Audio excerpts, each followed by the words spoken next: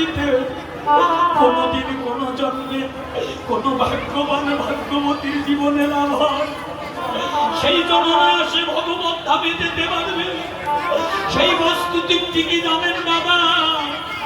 নরোত্তম দাস ঠাকুর তার প্রেম ভক্তি চন্দ্রিকায় টিকা দিলেন, ভক্ত পদধূলি আর ভক্তের পদজল, ভক্তের ভুক্তায় অবশেষ এই বস্তু সাধনের মহাবল।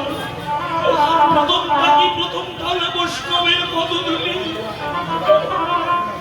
বৈষ্ণবের পদধূলি সামান্য বস্তু নয় বাবা। বৈষ্ণবের ধূলি যদি পড়ে গঙ্গার জলে, গঙ্গা পবিত্র হয় তা ভাগবতে বলে। বৈষ্ণবের ধূলি যদি লাগে পাপির গায়ে, পুষ্পরথে চড়ে পাপি বৈকুণ্ঠে যায়। তাই এসব মান অভিমানে ভুলে গিয়ে, দ্বিধাদ্বন্দ্ব ভুলে গিয়ে সবাই ভক্তের চরণ ধুলি।